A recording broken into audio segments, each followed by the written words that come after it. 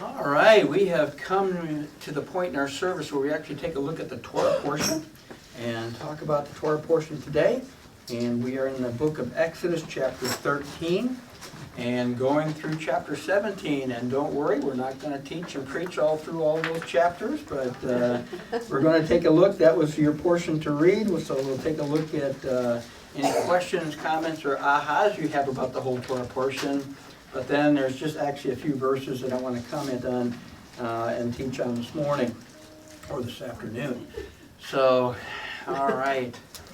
Let's give the blessing before the study and we'll get into this. Blessed are you, Lord our God, King of the universe, who has chosen us from among the peoples and has given us the Torah. Blessed are you, Lord, giver of the Torah. Amen. All right. Questions, comments, or ahas? We're starting in Exodus chapter 13, starting verse 17, through chapter 17 and verse 16.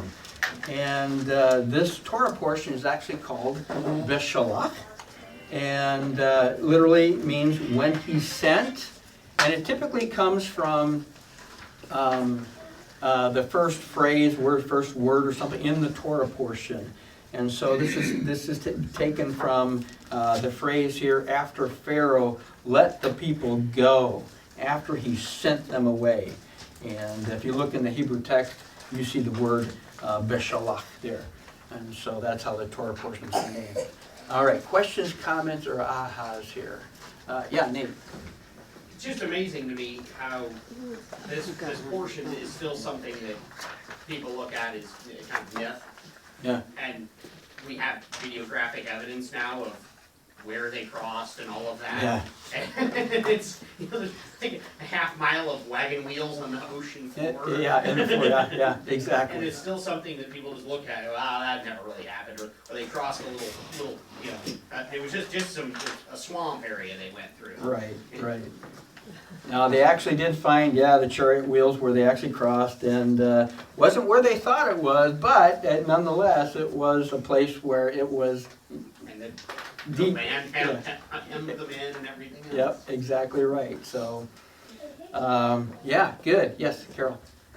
Well, as I read through all of it, I was thinking, I knew I'd think different. But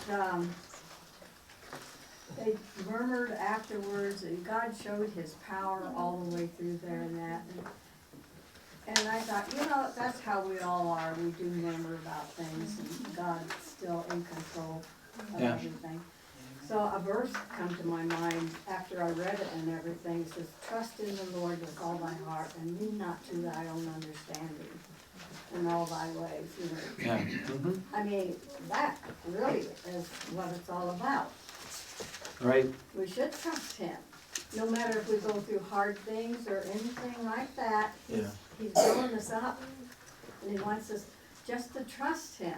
That shows our love for him if we're willing to do that. Right.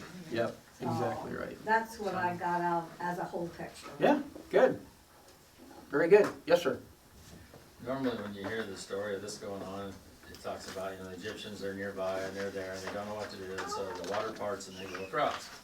Well, I had never occurred as, I guess it's kind of one of my hot things or whatever, and I've never heard it said or brought about in any way, shape, or form. In 14, 19, and 20, in that vicinity there, it talks about the angel of God which went before the camp of Israel, removed and went behind them, and the pillar of the cloud went from before their face and stood behind them. And it came between the camp of the Egyptians and the camp of Israel, and it was a cloud of darkness to them. So it's like he put, he couldn't see they couldn't see what was going on. I mean, theoretically, they couldn't see what Israel was doing and what was going on over there until after that was removed. Right.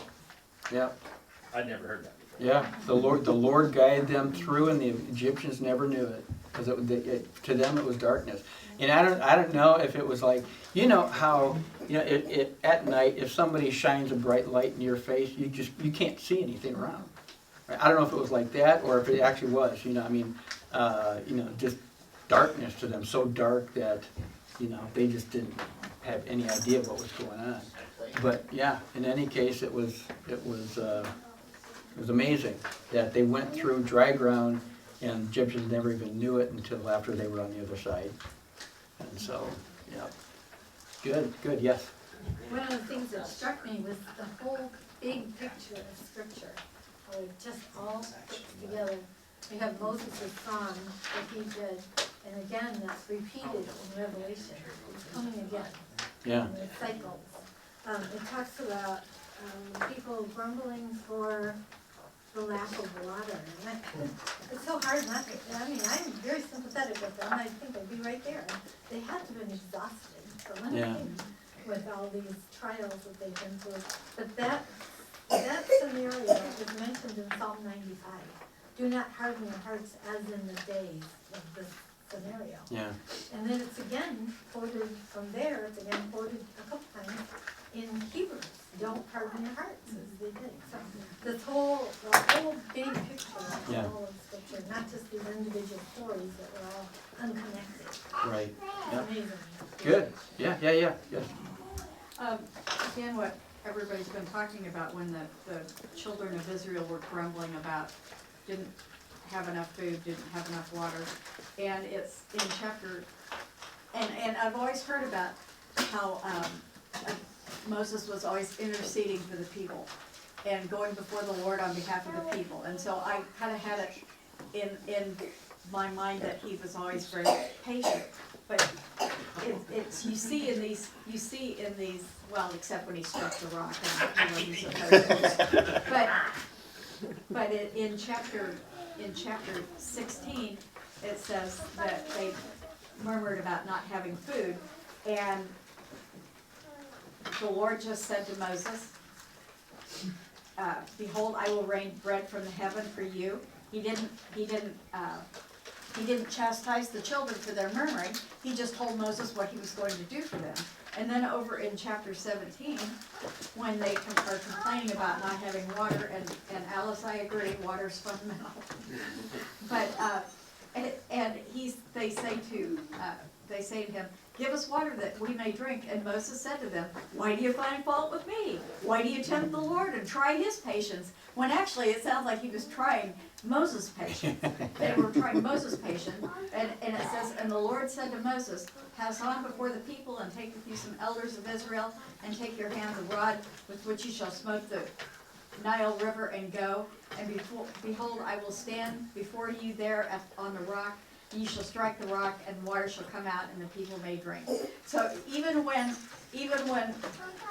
Moses was exasperated, the Lord just kept telling him what he was going to do for the people, and didn't smite the people like we think every now and then the Lord is going to get you, but he didn't. He was merciful. He was merciful with Moses and merciful with the people, and just told them what his plan was. Yeah.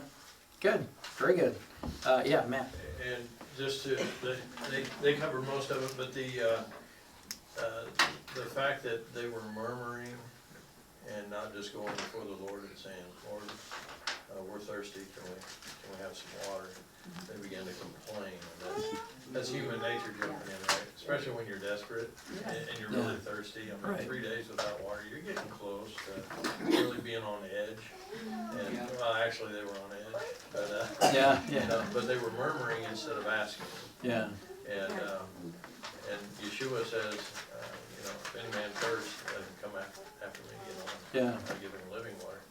So I see the Father giving his people the life-saving water that they needed to fill their bodies, but at the same time, I think he just wants us to ask and not complain about things, All right.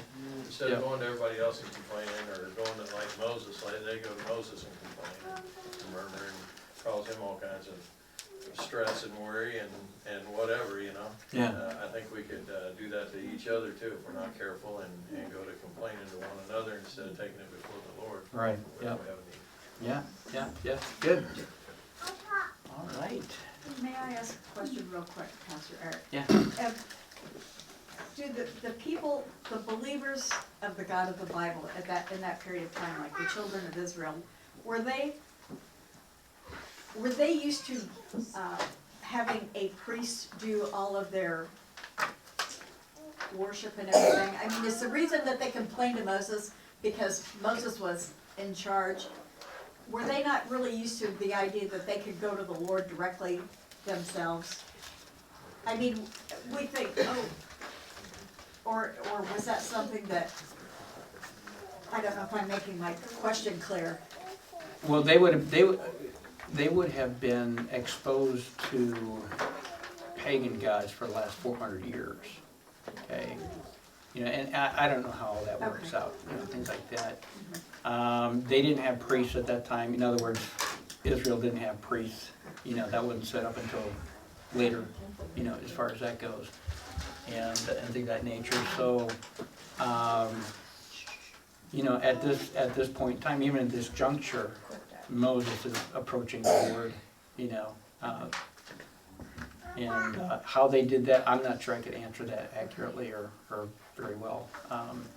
If they were able to do that, you know, or how they did that, and things of that nature. So, yeah.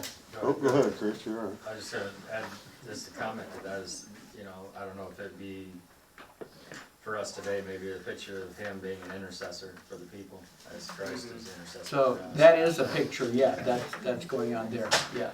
How they did that before Moses, if they did that, I'm just not exactly sure how that played out, how that worked. So, yeah. There's so much in this sword portion, it's hard to pin down, and I love the fact that I see something different every time. It's, if you just follow, and he says it so many times, he wants you to fear him, but not be afraid of him. I mean, and that's the reason, Yeah. and he says, so I can test them and find out whether they'll walk according to my Torah. I mean, he literally, and that's the part where he puts it into my life too. Yeah. You know, he's gonna put those tests there before you. It's, to me, if you just it says it again, if you diligently listen to the voice of Adonai, your God, and do what's right in his eyes and pay attention to his mitzvah and keep his decrees, I'll put none of the disease on you, which you know, in this case, he put on Egypt. But again, he repeats himself so many times, but you see it in so many different ways and in so many different situations, but the message is still the same. If you just obey my voice and my commands, Yeah.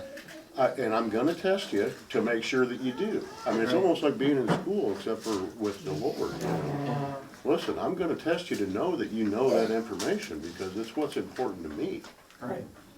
So, that's why every time you read, I never caught that the last time I read it, so, yeah. Yep, exactly. Good, very good. Yes, sir.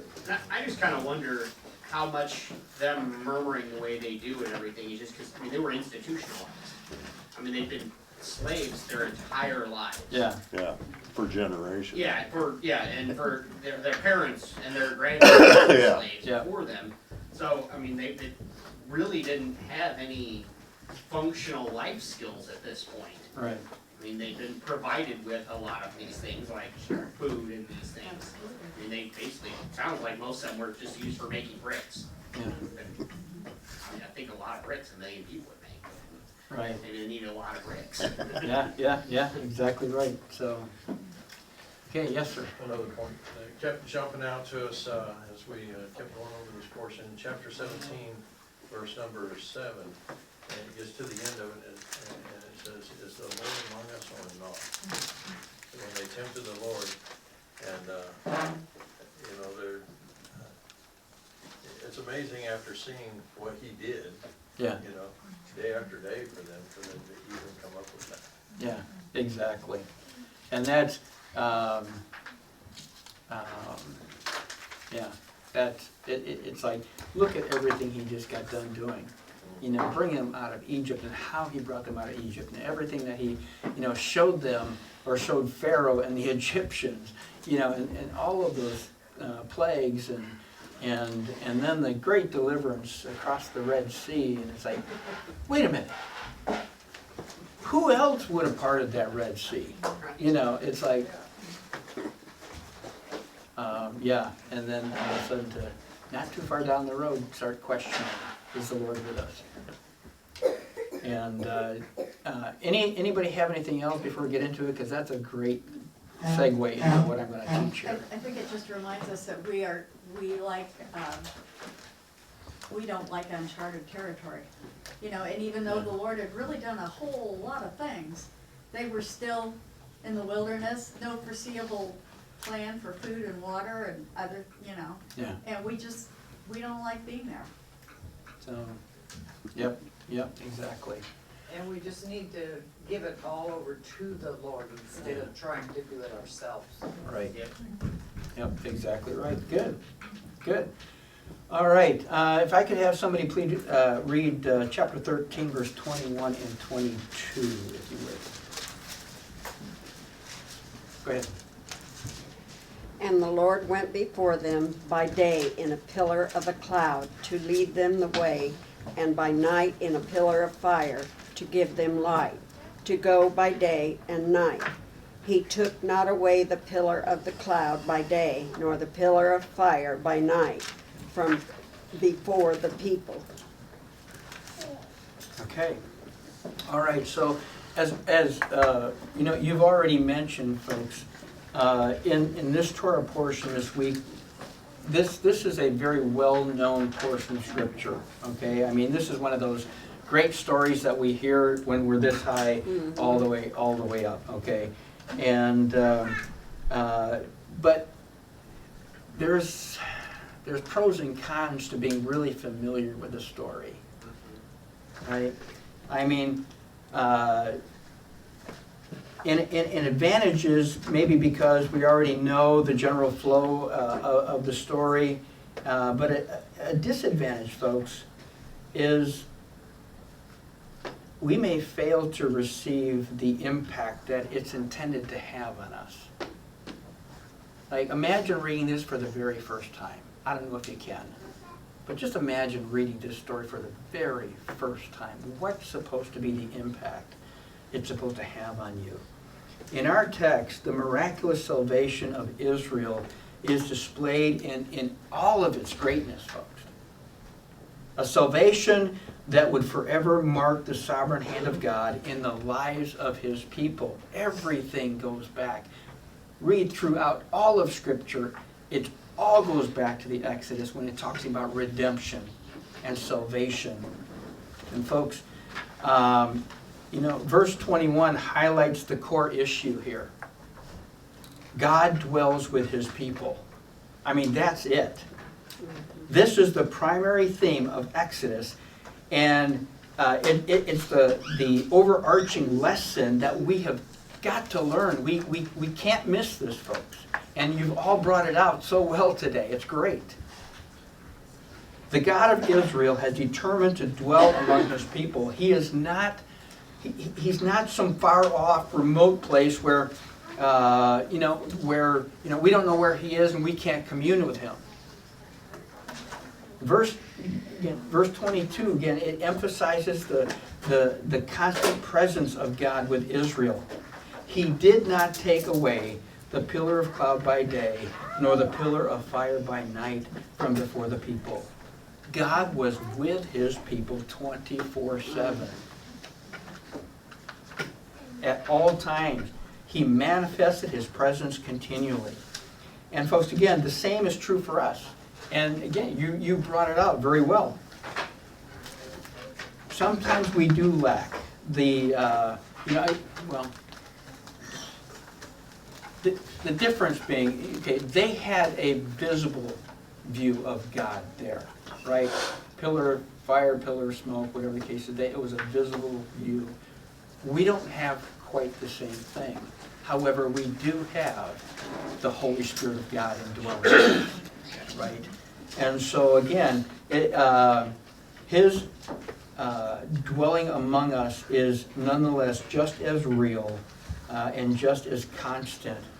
And again, you go back to the promise of Yeshua, behold, I am with you always, right? Even to the end of the age. And so again, He asks us to both believe He is present and to live in the knowledge of His presence, right? Yeah, I mean, we can believe that he's present. I mean, we can just kind of, just believe, yep, he's with us. But we're supposed to live in light of that, folks. Live in the knowledge of that reality. And again, let's not forget that the indwelling Spirit, as comforter and companion, continues to display, again, just the very presence of God among his people. And so the people of God were to leave Egypt, as God instructed them, through Moses, to camp in a place that made them vulnerable.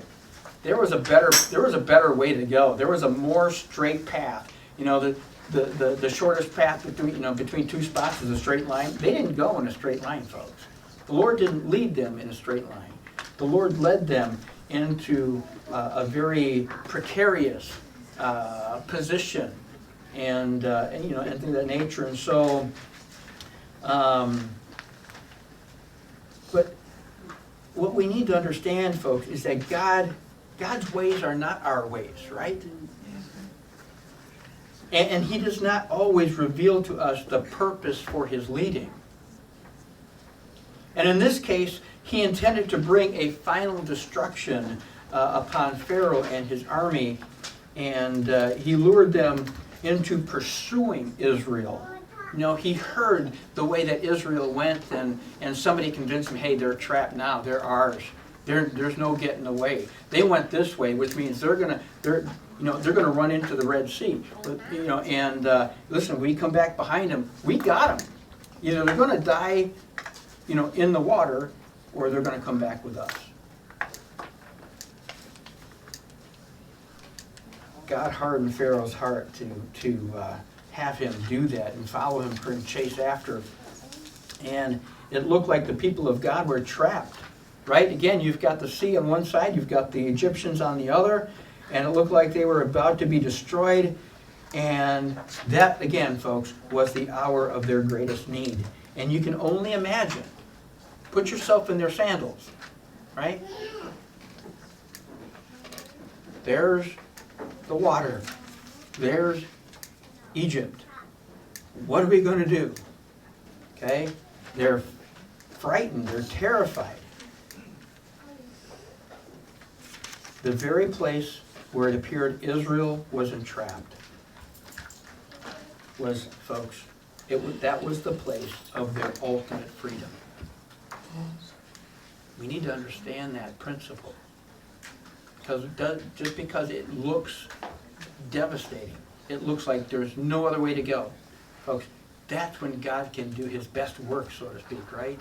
That's when, that's the place of ultimate freedom, and where God can deliver us. Folks, it's in the time of our greatest need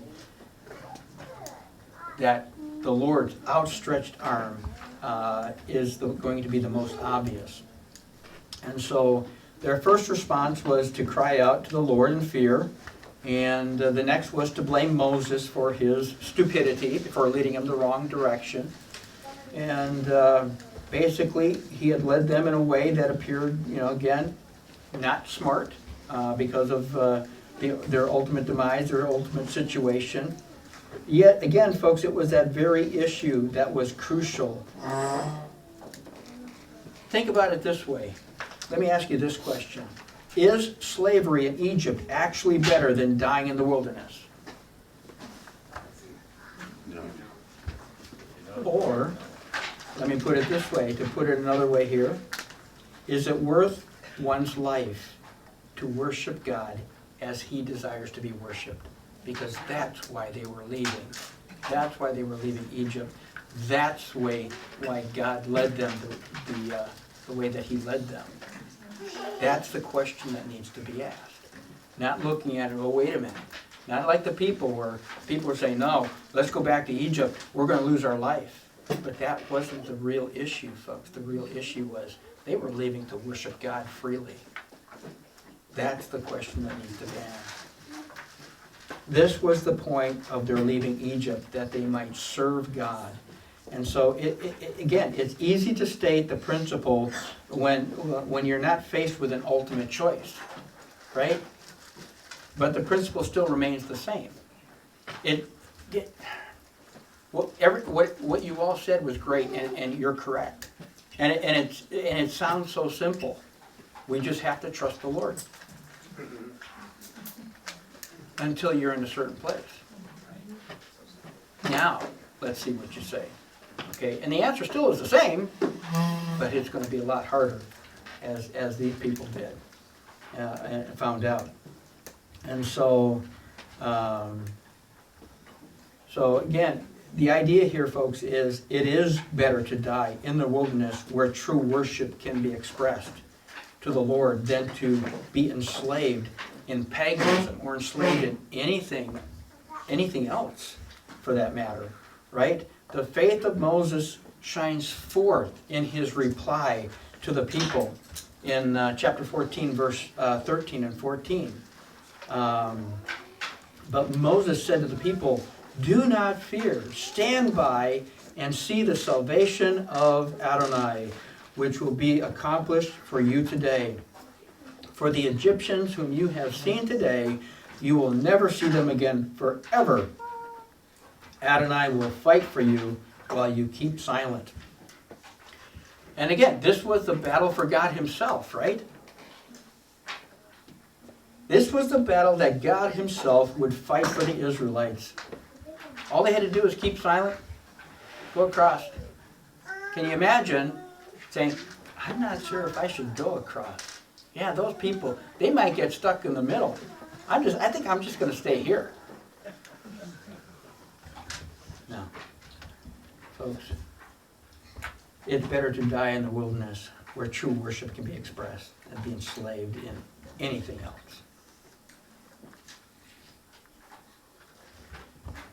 See, folks, what we're seeing here is a picture. It's a picture of complete trust. I mean, complete trust and devotion to the Lord and his ways. The most difficult thing for us to do is to rely entirely upon the Lord when we find ourselves in situations well beyond our control. And that really is it. We always have a tendency to want to control things. And that's what we fight against. Yet it's in these times, folks, when we find the Lord working his will and accomplishing his purposes in our lives. And so Moses gives a prophetic word here. He says, "You will never see these Egyptians again forever." Their fight against the Almighty secures their final demise. It doesn't necessarily mean that they were never going to see other people from Egypt, but this Pharaoh and these people, they were going to be destroyed, and they're never going to see these people again, and things of that nature. And so, the rest of the story. Israel crosses the sea on dry ground. The Egyptians follow behind Israel after they have completely crossed over. God destroys Egypt by bringing the water back together. And so the Egyptian army was destroyed, and by the direct intervention of God, the God of Israel.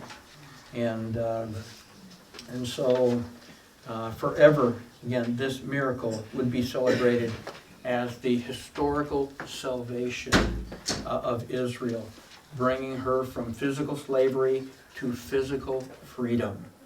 Forever, folks, this miracle would be celebrated as the historical salvation of God's people, bringing them from spiritual slavery to spiritual freedom. That's the picture here. Our Torah portion also includes what has been called as the Song of the Sea, or the Song at the Sea, basically, which is, again, a very poetic song expressing praise and joy for God's deliverance. You'll see that in chapter 15, verses 1 through 18. But notice that, just kind of think through that a little bit.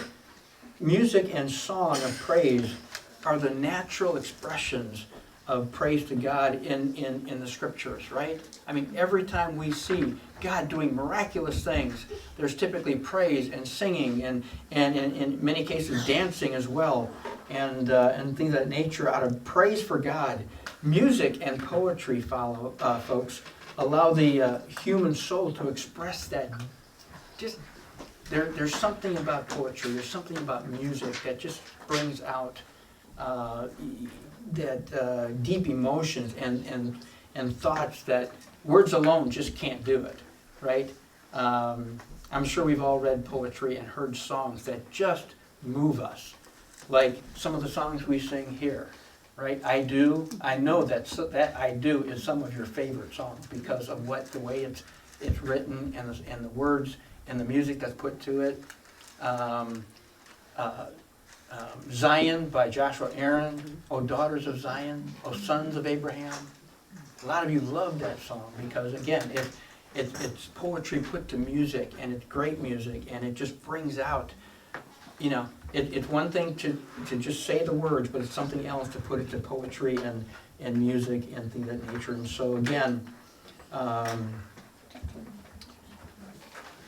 this hymn, again, it just forever retained in the history of God's chosen people. It is inscripturated for us. It's going to be there forever, folks. And so, the kingship of God, if you read through that song, folks, the kingship of God over all of the universe is the primary theme of that song, or that song that's written there in chapter 15. Okay. All right, questions or comments here? Yes? I find it interesting is, in 22 it talks about Israel went through on dry ground, and then when you get down 14:22, and then when you get down to 25, the ground starts turning to mud and the Egyptians start going across. So, Yeah, I mean, because normally we're here just dry ground, then all of a sudden the water comes in. Well, it's like, following this here, it's like, okay, at what point did it start to become muddy? And it says basically was getting concerned and want to go back, and then it's too late.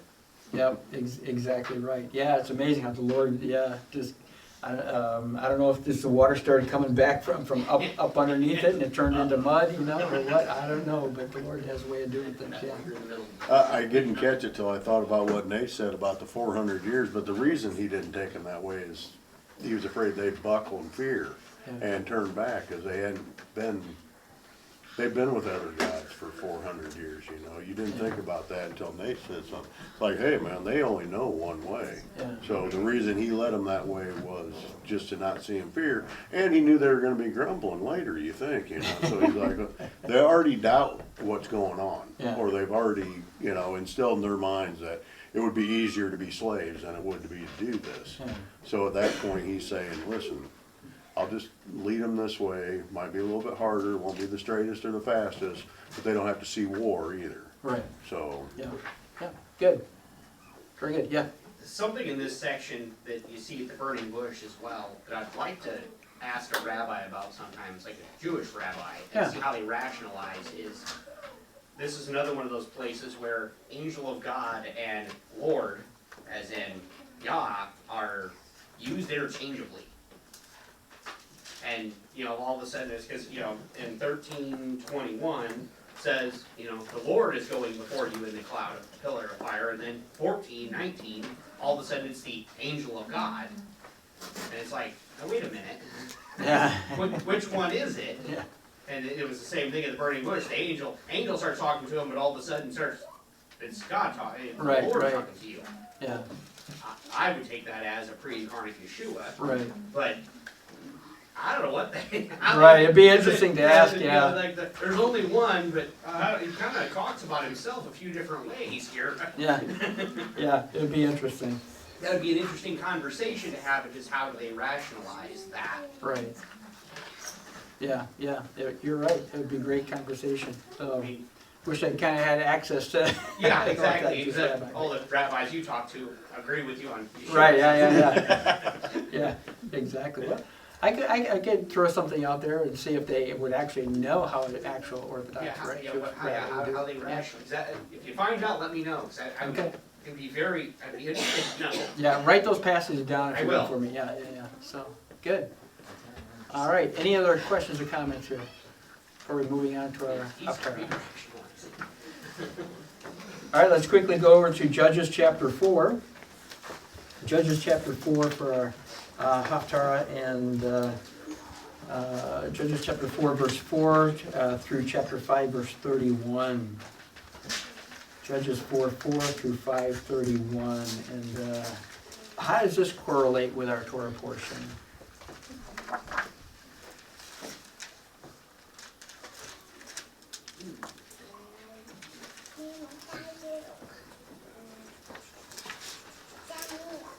Yeah. Well, I guess the connection I saw was the unusual victory over, an army that was so much greater, and then followed by the song. The song of the Lord. Yep. Just Yeah. like the song of the Lord. Ties it to So, it. yeah, good, good. So there's a tremendous victory. Again, it had to be the Lord that was giving them the victory. If you look at the odds, of who was going up against the others, and things of that nature. But yeah, and then there was a song. Yeah. I thought maybe the crying out to him and asking for, him to deliver them or save them the way that they did, when they were asking for that to come out of Egypt. Yeah. The same as they're asking him here, save us or, deliver them into our hands. So, yep, good. Good. All right. Any other questions or comments here? Well, I thought it was gruesome when she put that nail in the temple, pounded it out. Oh, my. Yeah, again, it's kind of looking at a little different situation there, but I'm not sure I would have, wanted to be Barak, and things of that nature, and just, he was supposed to be the warrior here, and he kind of leaned on Deborah, and he said, okay, then you're not going to be the one that wins this fight. It's going to be a woman that puts the nail through. Anyway, but yeah, so it's kind of interesting there.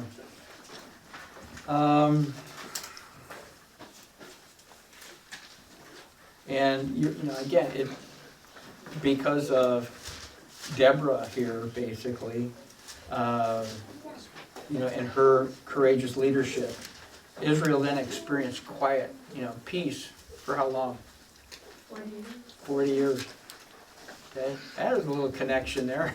Maybe not a good connection back to eventually what's going to happen to Israel in the wilderness, but yeah. So in any case, there's a good connection. All right, and then on to our apostolic section, which is Matthew chapter 14. Matthew chapter 14, verses 22 through 33.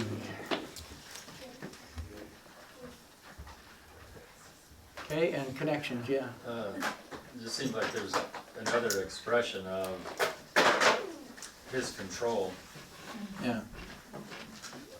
and and having faith to step out, knowing that he's in control. Yeah. Because it's, seriously, like, oh, okay, what's, it's kind of like, like with us, it's like we're doing stuff and everything's going fine, then all of a sudden something kind of creeps in and gets our attention over here, and then we start, well, okay, am I doing the right thing, Yeah. Just the adversary always does, he always, so, just trying to keep our eyes focused where they need to be. Right. In Yeah. summary, I guess. Yeah. Good. Other connections here? Well, along with just the add to Chris's, it was control, but it was control again over water. Okay. In particular, connecting it. Yeah, I was going to say that water is another connection there, and again, I think I guess I wasn't one of the disciples out in the boat or anything of that nature, but maybe being out in trouble, having trouble on water, whatever the case is, I don't know if that would have brought something back to Exodus or whatever the case is, but what would have is that Yeshua having control over the water. At the Red Sea, they saw God have complete control over that water and dividing it, and here they see God again having complete control over the water as far as calming it, and pulling them up and saving it and things of that nature. And so, yeah, that's good. And again, at the end, you know, when they were safe, what happened? They worshiped him, right? Doesn't say necessarily that they sang a song or anything, but those in the boat worshiped him, saying, "You really are Ben Elohim, the Son of God." And so, yeah, good. Mhm. I just think the same thing. He's standing before him and says, listen, take courage. I am. Don't be afraid. You know, I'm here. I'm in front of you. So Yeah. I'll take care of you. There's no reason for you to fear. He tries to instill that in us. And me especially, I panic, man, when something goes bad for me. And he's trying to say again here, the same as he did the last two sections, I'm here. I'm in front of you. You don't have to be afraid. Yeah, yeah. So, good, very good. All right, any other questions or comments? Yeah. All I can think of is, you know, Peter, when he gets rebuked, you know, "Oh, you of little faith, why do you doubt?" It's like, you rebuke him before, talk to them in the boat. Yeah, exactly, Yeah. right, so, all right, good, all right. Anything else? All right, let's get the blessing after the study and we'll take a break. Blessed are you, Lord our God, King of the universe, who has given us a Torah of truth, who has implanted within us eternal life. Blessed are you, Lord, giver of the Torah. Amen.